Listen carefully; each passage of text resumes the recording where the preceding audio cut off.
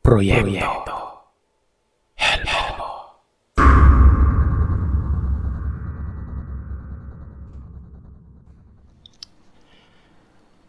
Mapagpalang araw sa inyo, Sir Seth. Ako po si Leah. Ang kwentong ito ay hindi ko sariling karanasan. Hindi ko nga naabutan ito dahil karanasan ito ng lola ko. Naungkat lamang ito, Sir Seth, na mga ilang taon na ang nakakaraan. Ang mama ko, para bang nahumaling siya na panoorin ulit yung mga lumang mga horror movies noon. Katulad ng Shake, Rattle and Roll. Tapos mga Magandang Gabi Bayan. Yung mga may aswang na kwento. Mga ganon. Ako naman na naaaliw din sa kung gaano kaganda yung mga storylines dati at mga effort na magmukhang katakot-takot ang palabas na walang effects na computerized. Sinakyan ko din po itong trip ng mama ko. Kung hindi ako nagkakamali ay kasagsagan ito ng pandemya. Hanggang sa madako kami sa isang palabas na hindi ko alam kung pwede kong sabihin sa channel niyo yung title nito. Pero kung pwede nga, Sir Seth, ay ikaw na ang bahala. Yung title ng movie na ito ay yung Guapings the Movie. Yung patungkol sa mga kabataan na napadpad sa liblib para lamang maglaro nun. Inabot ng gabi at biniktima nga ng mga aswang pero napadpad sila sa isang bahay kung saan sila nakitulog pero inatake pa rin sila ng mga aswang doon.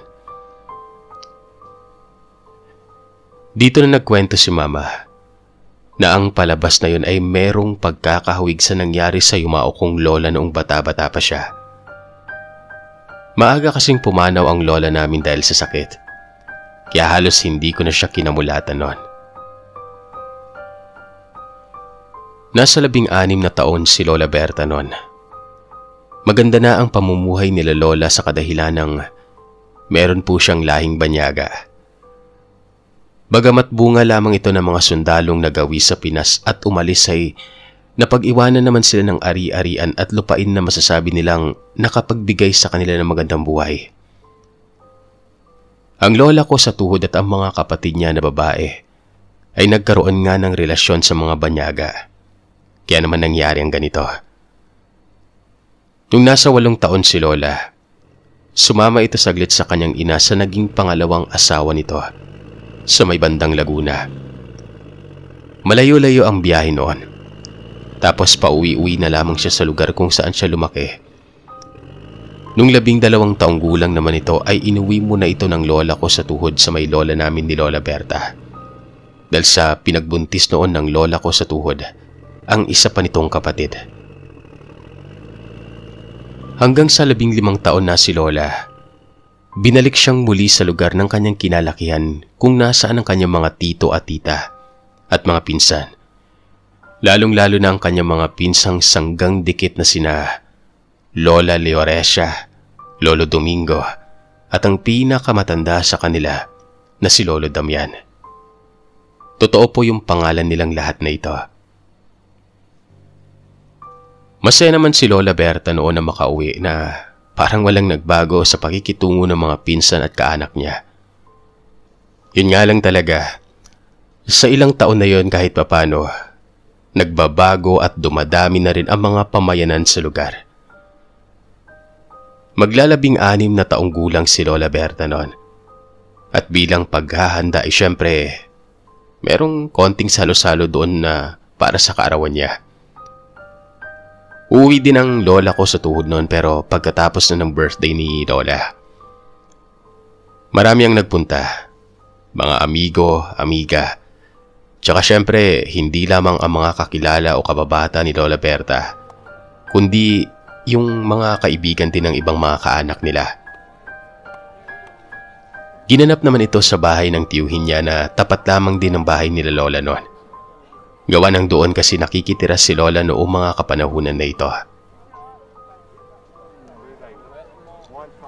Bale, maghahapon na noon nang ang mga natitira na lamang halos ay yung mga bisita ng kaanak na may mga edad. Siyempre, ano pa ba? Inuman. Hanggang sa itong si Lola Leoresia, kasama na ang mga kababata nila ni Lola Berta na sila Juancho, Maring, Luis, Dante at Lucia. ay nagkayayaang maligo sa ilog na siya namang narinig ni Domingo noon. Bagamat hinayaan dahil wala namang problema, ibinulong ito ni Domingo kay Lolo Damian at sinabi na lamang ng huli na pabayaan na at minsan naman ay nagpapailog ang mga yon. Nakarating sila ng ilog. Habang nagtatampisaw, eto kasing si Maring Sir Seth. Aminado naman siya kasi nung medyo may edad na sila ay nag-uusap sila ni Lola. Medyo may inggit daw kasi siya kay Lola nung kabataan nila gawa ng palaging mahal o paborito ng kaanak ito. Siya minsanan lamang kung maganda. Kung tutuusin, may kaya o di naman hindi din hikaw sa buhay o hirap sila Maring noon. E di yun naman, sinabi ni Lola Berta na mayaman naman nga sila, ganun-ganon. Hindi nila alam kung paano napunta sa puntong may kinuwento umano itong si Maring tungkol sa isang malaki at magandang kubo na pag-aari ng lola niya na nasa gitna ng gubat ngayon. Noon, pamayanan pa ito, pero nawala ang lugar at tanging ang bahay na yun ang natira. Narinig na ni Lola Berta ang tungkol sa bahay na ito nila Maring. Pero bukod kasi sa abandonado na ay wala namang masyadong kakaiba doon. Maliban sa siguro ay maraming mga kapunuan sa paligid at pwede ka sigurong magpahangin. Hanggang sa ito na nga, nagkayayaan. Ito namang si Dante, biglang tumanggi gawa ng uuwi na lamang daw siya. Dahil pagbabawalan siyang pumunta doon. Labas na kasi umano yon sa boundary ng lugar na ito. At baka mamaya ay may mga kung ano pang mga loko-loko doon. Uso pa naman din yung takutan doon sa mga mandurukot. Nandudukot ng mga bata, mga binibenta sa mga incheck o di kaya ay kakatayin, mga ganon. Nang dahil dito, si Juancho at Luisa na mas bata ay nagdalawang isip na rin. Tumanggi sila. Uuwi na lamang daw sila. Sa madaling salita, nahati sila sa grupo ng pupunta at hindi nun. At kabilang si Lola Berta sa pupunta sa bahay na yon. Sa pagkakasabi ni Mama ayon kay Lola, ang bahay na ito ay nakatayo sa gitna ng gubat na ngayon, kung bibisitahin mo ulit ay kabilang na sa isang national road sa lugar na yon. At ilang kilometro lamang ang layo sa mga stopover at mga kainan sa mga biyahe. Pero dati nga umano ay talagang purong gubat ito na ang tanging makakapagsabi lamang sa'yo na nasa dulo ka na ay kapag naharangan ka na ng isang talampas. Nakarating sila doon. Mararamdaman mo talaga ang medyo layo na nito sa kabiasnan. Gawa ng yung mga kahulan ng mga aso sa mga baryo ay malayo-layo ang tunog. Pero mahawan pa rin. Malinis at halatang may nangangalaga. Ayon naman kay Maring, pinupuntahan naman daw ito ng Tito Dionisio niya para i-maintain. Ang bahay na ito ay may silong, 3 baitang na hagdan, at ang maganda naman ay pulido ang ginamit na kahoy sa pader at sa sahig. Bagamat may mga ngat-ngat na at maliliit na butas ay mainam pa itong tirahan. Malawak ang loob nun. Padiretso ang makikita mo. Dulo-dulo ng bahay. Wala itong partisyon dahil ayon kay Maring, tinanggal na daw ang partisyon ng mga kwarto at ang tanging mga natitira doon sa may loob ay mga lamesa na built-in sa bahay, nakadikit sa sahig. Sa labas naman, mapapansin mo na merong nagluluto kasi may kalat pero tumpok ng kahoy sa paligid nun. At may mga parte ng lupa na maitim at mga abo. May mga maliliit na kawayan o tapyas din ng kawayan na nasa paligid na kung hindi sunog, ay may mga dikit ng tuyong karne o kung ano-ano pa. May mga katakataka ding parte ng bahay na napansin nila Lola Berta noon. Bago o matapos nilang makaengkwentro ng mga kakaibang nilang sa lugar na yon. Unang-una, sa 5 bintana sa loob ng bahay, Isa lamang ang nabubuksan. Ang iba ay nakapako na at merong nakapulupot na mga baging na makabuhay. Ang isa, tanging ang isang bahagi ng sliding na bintana ang bukas pero sa labas ay may mga kung anong patusok na maliliit na tiniknon. At ang pintuan, Sir Seth, ang isang gilid na pinto ay sarado at nakabaging din na makabuhay doon. At ang isang pintuang nabubuksan ay merong walis tingting na nakabaliktad at nakagapos doon sa may pinakahaligi ng pintuan na ito. Tanong sila ng tanong kung para saan to, pero hindi naman masagot ni Maring yon. Ewan lamang ang tanging nasasagot nito. Pagkatapos mag-ikot sa loob ng bahay, nakakita sila ng lumang palanggana at may mga kutsilyo umano doon. At nang makakita pa sila ng garapon ng asin na siguro ay tinatago ng tiyuhin ni Maring, ay sa kanila naisipang umakyat na mangga at manguha nun. Nakakuha sila at muling pumasok sa loob ng bahay para magbalat. Balak nila ay kakainin nila ito tapos ay aalis na. Pero walang ano-ano. Nakarinig sila ng ingay mula sa labas. Unang lumabas ay si Maring. Sumilip naman sila Lola Berta. Nakita nila ang 4 na lalaki na kung titingnang maigi ay maihahambing sa mga nangangaso o mangingisda. Napahinto ang mga ito na tila ba nagulat na merong mga tao doon sa bahay na yon.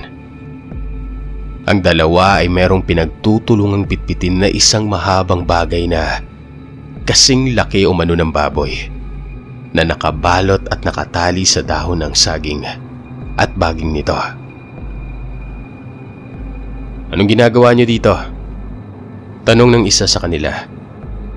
Sinabi naman ni Maring na lola niya nga ang may-ari noon.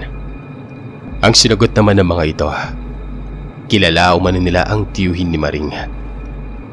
Kaya naman hindi na ito umimik. Ang sabi ng mga ito ay magpapahinga lamang daw sila sa labas ng bahay. Alam nilang wala ang Tito Donnie noon ni Maring at kung maaari ay umuwi na yung mga batang ito habang maaga pa.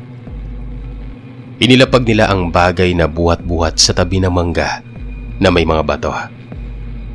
Naiwan ang isa sa mga lalaking yun, Sir Seth, at ang 3 umano ay naglakad na. Ang isa ay may dalang palayok at ang iba ay pumasok sa gubat. Nakita pa ni Lola Berta na nagsisimula ng maghatak na mga kahoy na kung hindi sila nagkakamali ay panggatong na mga ito. Pero bago pa man makalayo ang mga ito, ang isa sa kanila ay lumingon doon sa naiwan at tinawag ito. Sabay nguso nito na parang sila Lola Berta ang tinutukoy niya, na kung anong senyalis man o kung anong sign na binibigay nito doon sa kasama niya, hindi nila maintindihan. Tara, uwi na tayo. Yaya pa noon ni Luis. Sabi naman ni Maring ay ililigpit lamang umano nila ang mga ginamit. Pagkatapos ay lilinisin nun. Itatapon sa labas kasi papagalitan siya kapag naiwang makalat ang loob ng bahay na ito. Habang nagliligpit nga, itong si Lola Leoresia ay nakasilip sa siwang ng bintana. Maya-maya pa, tinawag nito si Lola Berta at pinasilip niya. Meron silang napansin sa lalaking naiwan na nagbabantay ng dala ng 3. Bagamat nakaupo ito sa batuhan, nakahawak ito sa may kwintas na parang ipin ng aso yung pendant. At ang mata ay nakatitig doon sa may bitbit nila habang halos mamuti-muti ang mga yon. Tumutulo din ang laway nito. Anong nangyari doon, di ba? Huy, bilisan nyo na! Pabulong pang sabi ni Lola Berta. Lalo na at padilim na nun. Nagsisimula na silang makaramdam ng kakaiba. Pagkatapos noon, Sir Seth, nang okay na sila sa loob, ay dali-dali silang nagayos at palabas na sana noon. Nang walang ano-ano, bigla na lamang humarang ang lalaking ito sa may hagdan. Naninilaw ang mga mata nito pero daig pauno yung mga kabuting nagbabaga.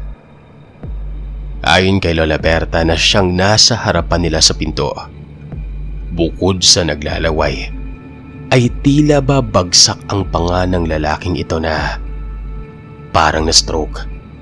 Naninigas ang katawan na nagkukuba at hinihingal nun, habang tinititigan silang walang kakurap-kurap at tinatanong sila ng, "Saan kayo pupunta?" Sumagot si Maring, bagamat natatakot ay sinabi nito na uuwi na nun. Pero dali-daling umakyat ng unang baitang ng hagdan ng lalaki at ang sabi nito, "Walang uuwi." Subukan niyang tumapak sa lupa. "Isasama ko kayo sa lulutuin." Napasigaw na umano si Leoresia noon. Sabay-sabay silang naghilahan papasok ng bahay.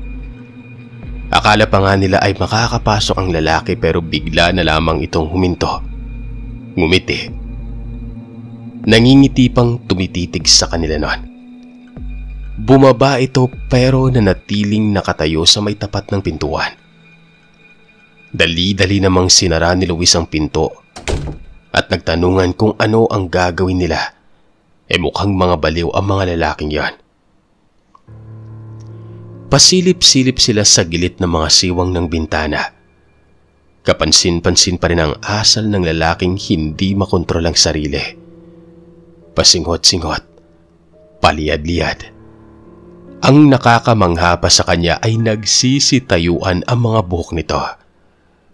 Nanginginig pa itong palakad-lakad lang. Maya-maya pa ay dumating na ang ibang mga kasamahan nito na may dalang tubig at kahoy. "Aga mo namang sumpungin," sabi ng isang kasama nila dito sa lalaking ito. Yung isa tumingin sa may loob ng bahay nun. Umaga lumingon lamang dun sa kabahayan.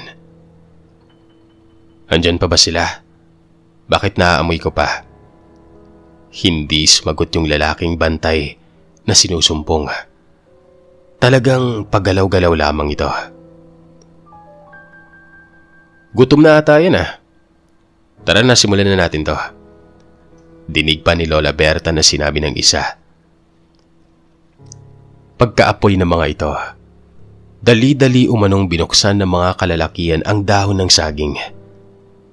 Dahil sa madilim na, ay hindi gaanong naaanilag nila Lola sa pagsilip ang tunay na laman ng dahon na yon. Pero ang sinisigurado nila, buong malaking hayop o kung ano ang laman no na makarne. Walang dalang itak ang mga ito pero kung hawakan nila, hilain, tusukin ng mga kamay nila at baliin ang buto ng kung anong laman ng dahon na yon. Para lamang silang nagpupunit ng papel. Mapapamangha ka umano sa pagyurak nila ng katawan na yon. Yung isa, halos salukin pa ang tiyan na winawakwak nun at iangat ang laman nitong lumaylay pa ang ibang parte. Habang tinataas niya, nakakamangha ang klase ng pagkatay na yun pero ang pagkamangha nila Lola ay napalitan ng takot ng walang ano-ano. Sa muling pagsalok ng isa sa butas o wakwak na tiyan nun, iniangat niya ito sa mukha niya. Gumanga. Para bang sinalo ang mga tumutulong dugo doon. Hilaw pa yun kadiri. Mangiyak-ngiyak na sila Lola noon.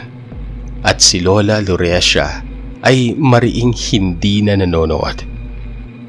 Nakatalikod ito, nakaupo, nakapikit, habang tinatakpan ng mga tenga. Tapos Sir Seth, yung mga napunit o manilang parte ng katawan doon sa laman ng saging, binabato lamang sa apoy. Pagkatapos ay kukunin agad-agad, lalantakan, at ang pagkakaluto pa ay sobrang napakabaho na siguradong sigurado si Lola Berta na sa usok at samyo nito ay maihahambing mo sa amoy ng nasusunog na balahibo o ng buhok. Narinig ni Lola na nagsalita si Loresia. Nang ayaw ko na, uuwi na ako. Asan na ba sila inay? Dali-daling niyakap ni Lola itong pinsan niya at tinakpan ang bibig nito. Sabay sabing huwag kang maingay, ano ka ba? Pero matapos sabihin ni Lola yun, Sir Seth, bigla na lamang tumahimik ang labas ng bahay.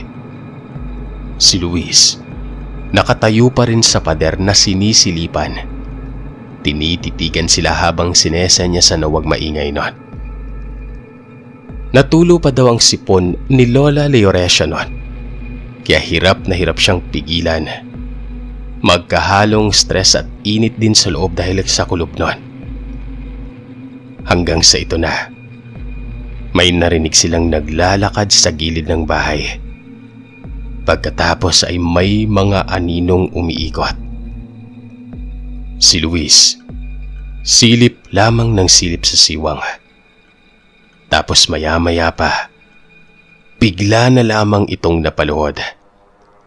Gumapang na lumapit kila Lola at lalo silang sinabihan na huwag magingay. Doon sa mismong inalisan na parteng pader ni Luis, may narinig silang kaluskos. Dahan-dahan, pataas ng pataas ang kaluskos na ito, hanggang sa maramdaman na lamang nila na meron ng umaapak sa may bubungan.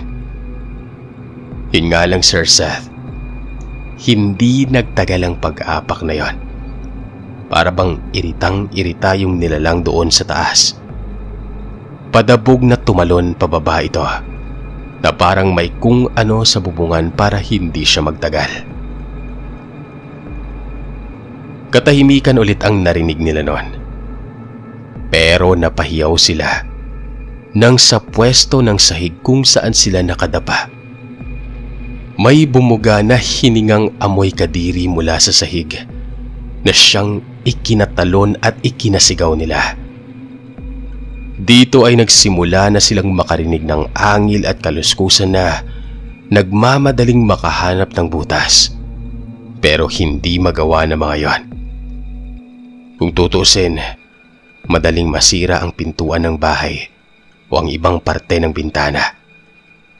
Pero dahil siguro sa mga nakalagay doon ay hindi nilang magawa makapasok. Hanggang sa nakarinig sila ng bangayan sa labas. Ang pagkakaintindi nila ay pinagagalitan nila yung lalaking iniwan nila. Dahil kumbaga, akala ba nila ay nakauwi na yung mga batang yon? Pero bakit nandun pa? Sa tingin ni Lola ay ayaw din nila ng ganon, pero nang marinig nila yung isang kasama nila na sinabing, "Andyan na yung mga yan. Ano pa bang magagawa natin?" Narinig nila ang isa sa mga ito na nagsabing, "Mga bata, huwag kayong matakot. Nandito lang naman kami para kumain. Kaibigan kami ng isa sa mga anak ng dating nakatira dito. Hindi kami gagawa ng masama. Dito lang talaga kami pumipwesto para kumain. Kung ano man yung nakita nyo, di nyo kami dapat katakutan. Huwag muna kayong lumabas. Hayaan nyo muna kaming makalis." Nalito sila. Hindi nila alam ang mararamdaman noon, pero ayun nga, kahit naman hindi sila pagsabihan ay wala silang balak lumabas noon. Hanggang sa tuluyan ng tumahimik ang paligid. Nawala na ang baga ng apoy sa labas, pero wala pa rin silang planong lumabas. Mga kalahating oras ang lumipas na medyo nawala ang alinsangan ng hangin. Nakarinig sila ng kumpulan ng mga naglalakad na mga tao. Tinatawag isa-isa ang pangalan nila. At nang marinig ni Maring ang tiyo Donnie niya at nila Lola Berta naman ang boses ng kanilang pinsang si Domingo at tiyuhin, sumilip sila sa bintana noon. Dosenang tao ang naglalakad na merong mga dalang apoy. At kasama ng mga ito sila Juancho, Dante at Lucia. Saka na sila naglabasan. Dito napansin nila Sir Seth na pagtanto nila na walang kandado ang pintuan. Oo nga pala, nabuksan nga nila ito. Pero bakit hindi nakapasok ang mga yun, diba? Siguro sa mga nakakaalam kung bakit. Obvious naman na merong nakabaliktad na walis tingting sa pintuang yon. Madilim na yung lugar. Walang bakas ng 4 na kalalakian. Nagkwento naman sila noon sa nangyari. Sila Juancho umano ay pinagsabihan nga sila lola na kaya nga hindi sila sumama. Boundary na yon. Ano-ano nang kababalagan ang nangyayari sa lugar. Wala namang imik ang tito Donnie ni Maring noon. Pero ayon kay Maring, noong may edad na sila at nag-uusap ni Lola, umamin umano itong tito niya na may kabarkada nga itong hindi normal na mga tao na siyang kaanak din ng mga kakilala ng lola ni Maring noong dun pa ito naninirahan sa bahay na yon.